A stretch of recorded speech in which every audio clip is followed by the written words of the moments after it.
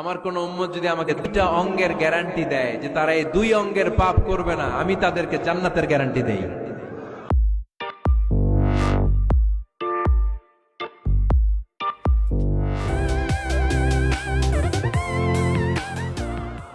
এক নম্বরে মা বাইনা লিহিয়াইহি, দুই চোয়ালের মাঝখানে যা থাকে মানে জিহ্বা। আমার কোন উম্মত যদি আমার গ্যারান্টি দেয় জিহ্বা দিয়ে কোনো মিথ্যা বলবে না, কাউরে বাজে কথা বলবে না, ঠাট্টা বিদ্রুপ করবে না, জিহ্বা দিয়ে যে পাপ কাজগুলো হয় এগুলো করবে না, আর দুই রানের মাঝখানে যে অংশ আছে লজ্জাস্থান, এই দুইটা অঙ্গের গ্যারান্টি যদি আমার কোন উম্মত আমারে দেয়, আমি আমার ওই উম্মতকে জান্নাতের গ্যারান্টি দিয়ে দেব। খবরদার ফেনীবাসী, খবরদার। মন চাইলেই যা মনে চাই মুখ দিয়ে বলা যাবে? আমার রাসূল সাল্লাল্লাহু আলাইহি ইসলামের 11 জন স্ত্রী, এর মধ্যে একজন স্ত্রী ছিলেন একটু স্থূল আকৃতির, মানে মোটা। কি ছিলেন জানেন? ওই স্ত্রীর নাম কি? সফিয়া। কি নাম? সফিয়া বিনতে হুয়াই ইবনে আখতাব। উনি আল্লাহর হাবিব সাল্লাল্লাহু আলাইহি ইসলামের সব স্ত্রীদের মধ্য থেকে একটু স্থূলকার ছিলেন, একটু ফেটি ছিলেন, মোটা ছিলেন।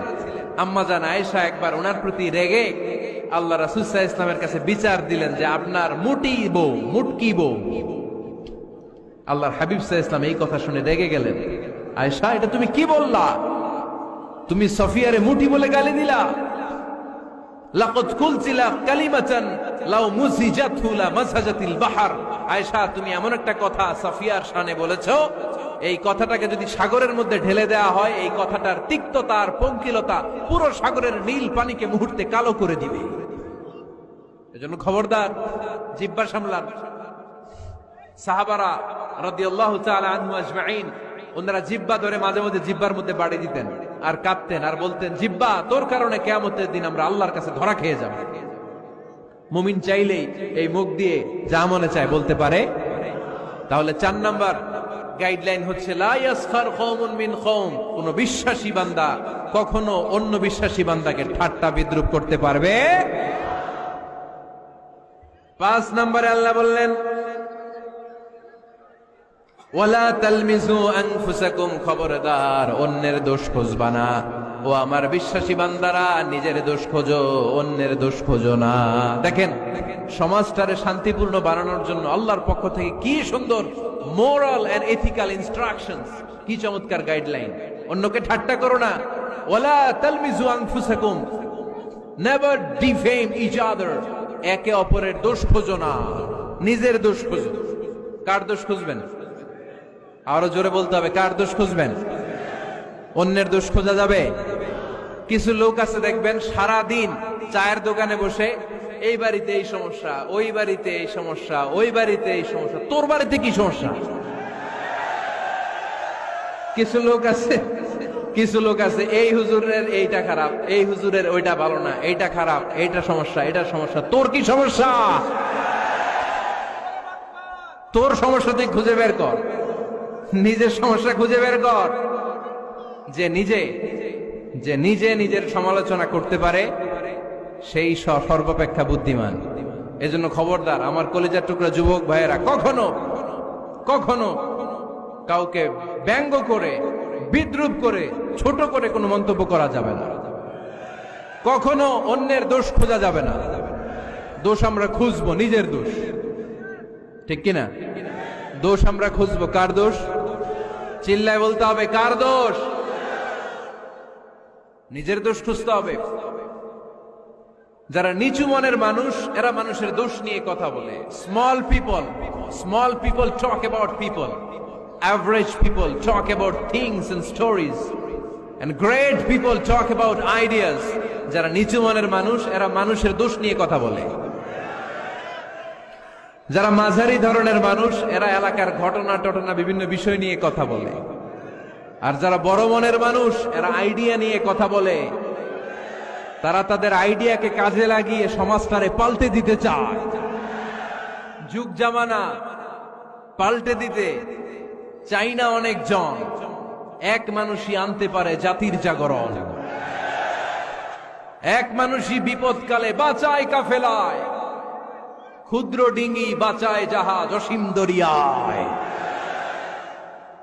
এজন্য নিজেকে শুধরাতে হবে। ওয়ালা তালমিজু আনফুসাকুম, অন্যের দোষ খোঁজো না, নিজের দোষ খোঁজো। তাহলে ফেনীবাসীরা, এই হোক আমাদের স্লোগান, আমরা নিজেদের দোষ খুঁজবো বেশি, অন্য কারো দোষ কখনো খুঁজবো। আপনি নিজে ঠিক হয়ে যান, দুনিয়া এমনি ঠিক হয়ে যাবে। নিজে ঠিক তো দুনিয়া ঠিক। নিজেকে শুধরান। অন্যের দোষ দেখে তো আমার লাভ নাই। ও কি করছে এটা ও জবাব দিবে, আমি কি করেছি আল্লাহর সুপ্রিম কোর্টের কাঠ গড়ায় সেদিন আমাকে জবাব দিতে হবে। চিল্লায় বলো ঠিক কিনা? এজন্য অন্যের দোষ যেন আমরা না খুঁজি, নিজেকে যেন পরিবর্তন করি। পরিবর্তন করতে রাজি আছি তো সবাই? পরিবর্তনের অগ্রনায়ক হতে রাজি আছি তো সবাই? সিদ্ধান্ত নিতে হবে, শক্ত সিদ্ধান্ত। দাঁড়াতে হবে, সৈনিকের মতো দাঁড়াতে হবে, ঠিক কিনা? আধারে ভয় পেও না, আলো আছে আড়ালে, অন্ধকার পালিয়ে যাবে তুমি উঠে দাঁড়ালে। নিজেকে দাঁড়াতে হবে, নিজের সাথে নিজের শক্ত বোঝাপড়া করতে হবে।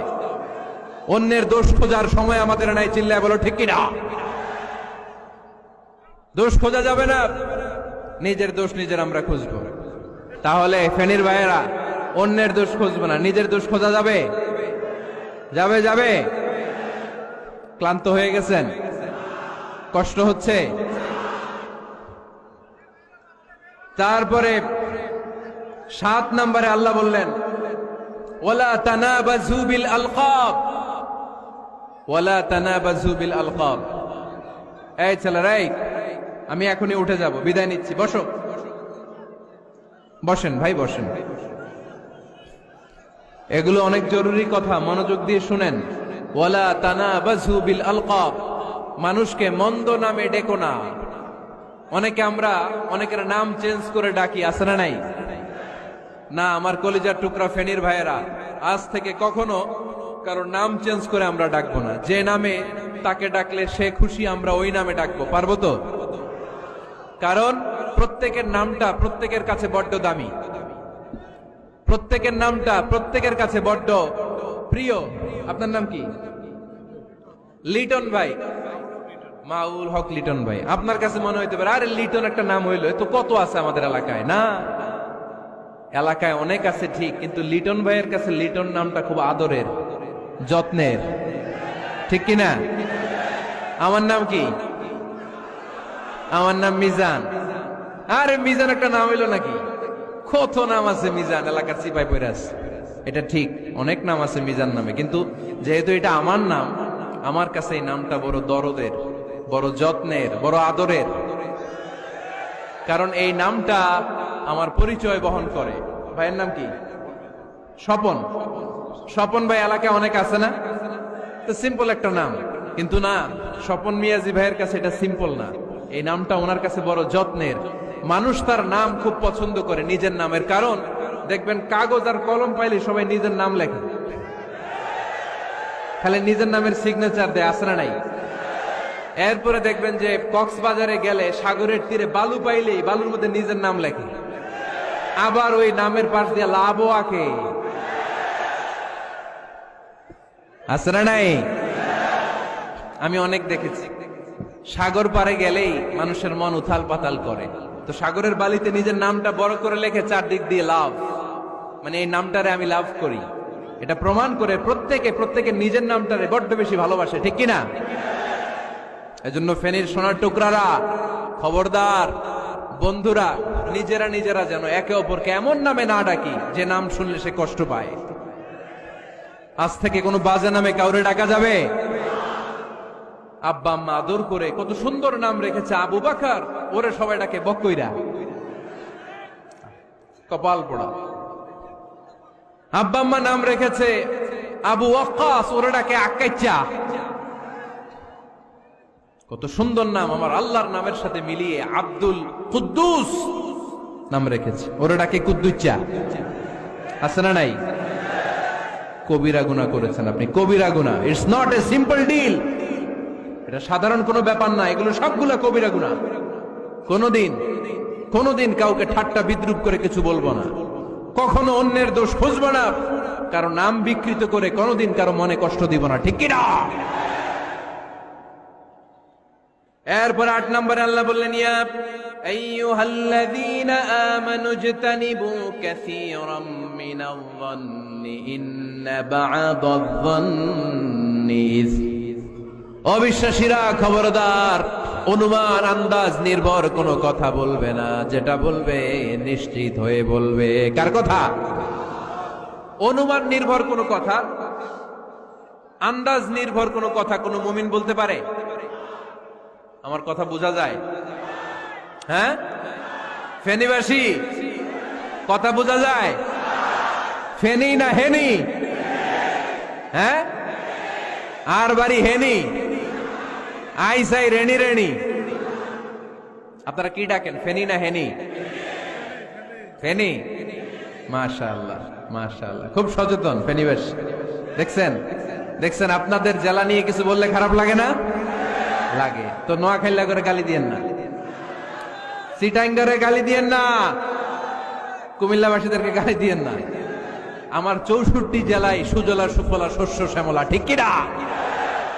64 জেলা নিয়ে আমার এই বাংলাদেশ। প্রত্যেক জেলায় আমাদের সৌন্দর্য আছে না নাই? এক এক জেলার ভাষার সাথে আরেক জেলার ভাষার কোনো মিল। সিলেটে ছিল আমার গতকাল মাহফিল, তা আমি জিজ্ঞেস করছি, ভাই সাহেব খিতা খররা, আপনারা বালা আসেননি? তো মহা খুশি, কারণ ওদের ভাষায় কথা বলেছি, ওরা ওদের ভাষাটারে বড্ড ভালোবাসে।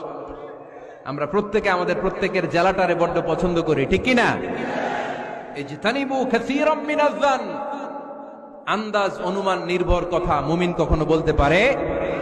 এজন্য আল্লাহর হাবিব বললেন, ইয়াকুম ওয়ায-যন্ন ফাইন্নায-যন্না কাযাবুল হাদিস। খবরদার, তোমাদের উচিত আন্দাজ অনুমান নির্ভর কথা থেকে বেঁচে থাকা, কেননা অনুমান করে কথা বললে পাপ হয়। অনুমান করে কথা বললে কি হয়?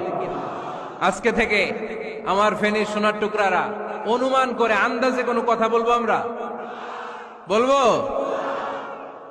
না, ধারণা করে কিছু বলবো না। আর ধারণা করলেও ভালো ধারণা করবো। কি ধারণা? রাস্তা দুইটা, একটা পজিটিভ আর একটা নেগেটিভ। মুমিন পজিটিভ ধারণা করে, মুমিন কখনো নেগেটিভ ধারণা করে না। তাহলে কোন দিকে যাব, পজিটিভ না নেগেটিভ? আওয়াজ করে, পজিটিভ না নেগেটিভ? যারা মুনাফিক এরা ইয়াত্তাবিউনা ইল্লা যন ওয়া ইন্না যন্না লা ইগনি মিনাল হাক্কি শাইআ। যারা মুনাফিক এরা আন্দাজ অনুমান নির্ভর মানুষের ব্যাপারে কথা বলে।